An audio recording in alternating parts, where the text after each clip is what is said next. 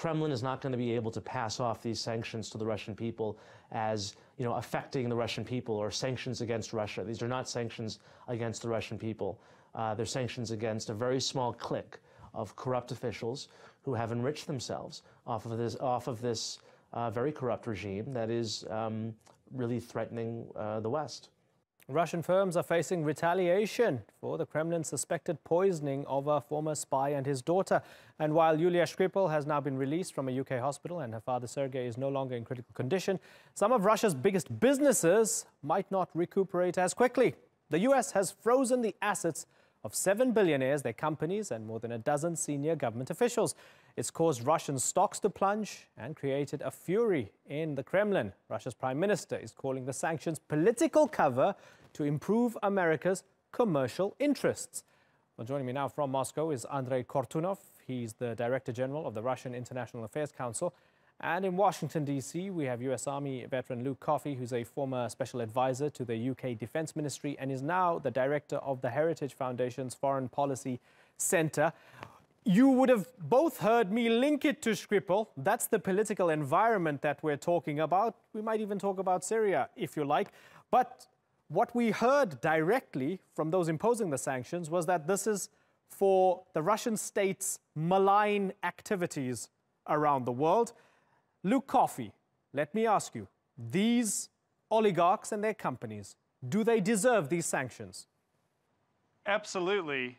We need to find new creative ways to apply more pressure onto Vladimir Putin. And what better way than to apply the pressure among those around him that probably have some sort of influence with him? And I think it's very important that the Russians understand that this isn't targeting the Russian people as a whole. This is about targeting a certain group of Russian elites, business elites. And this is about targeting the inner circle around President Putin. And I suspect there's going to be more sanctions to come in the coming weeks. Andrey Kortunov, that's the view from Washington. Tell me why you disagree. Well, I will disagree in the sense that I think that the net result of this action will be further consolidation of the Russian economic elite around Mr. Putin. Because if they cannot find protection overseas, the only place they can go for protection is the Kremlin. So I think that if it has any practical, immediate results, it's likely that we will see them supporting Putin even more than they did before. Okay, that's interesting. So, Luke Coffey, these firms and billionaire owners can't transact in US dollars. They're going to gravitate closer towards Putin. You've just strengthened Putin, haven't you? Well, to be a billionaire in this world today, you need to be able to do business in US dollars.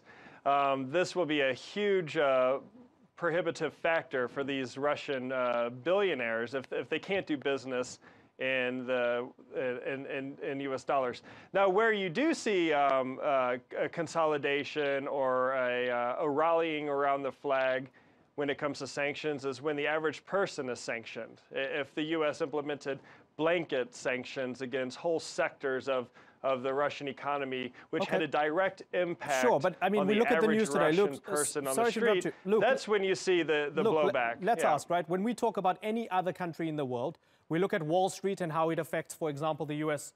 economy.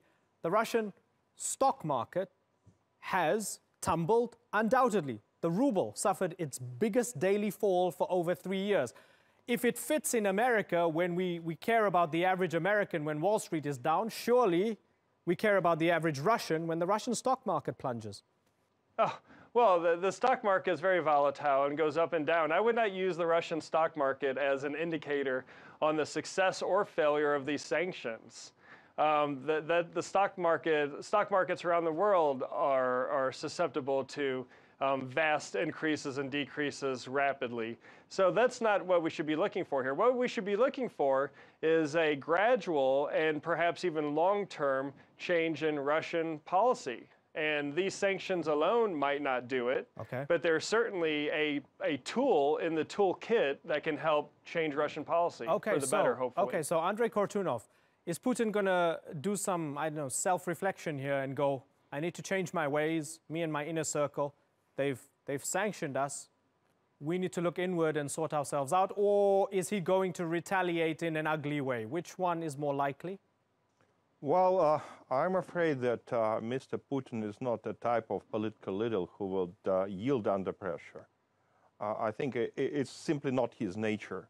I guess that he will try to use this new package of sanctions to make a case, primarily to his own constituency at home, that Russia is under siege, that basically they are after all of us, not just after me or after my cronies, my friends, and basically, you know, we should stay together, and we should consider some kind of retaliation, even if this retaliation is not a mirror retaliation. I think it would be very difficult for Russia to have a serious impact on the U.S. economy.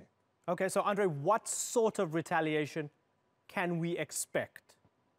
Well, it's hard to tell. Of course, they can make the positions of a number of U.S. companies more difficult in Russia. For some American companies, Russia is a significant market, not the only market, not the main market, but nevertheless a market that they would like to keep. I can imagine that Russia would try to diversify its economic relations and to decrease its dependence on the United States in areas where this dependence still exists. Luke Coffey, are we correct in seeing all of this happening in the same atmosphere and environment of the poisoning of Skripal and his daughter, the expulsions of diplomats in a tit-for-tat way, and just the general sense of antagonism that seems to be growing between Russia and the West?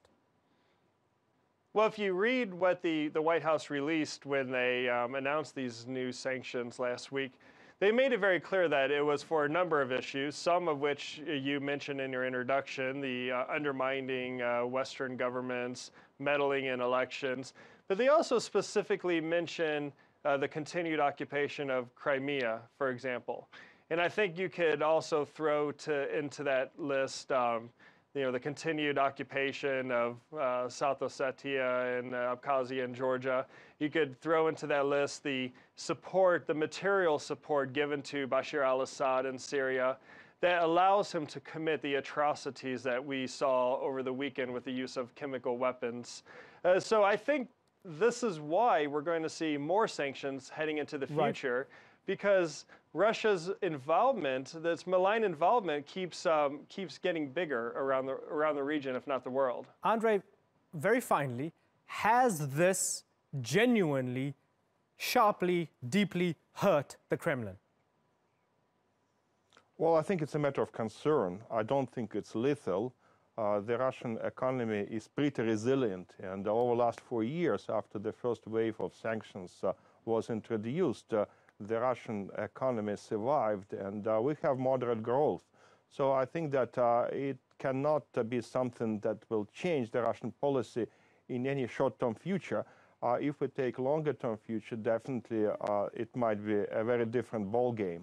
Okay, Andrey Kortunov and Luke Coffey, it's been great to talk to both of you on the Newsmakers. I thank you very much for joining us.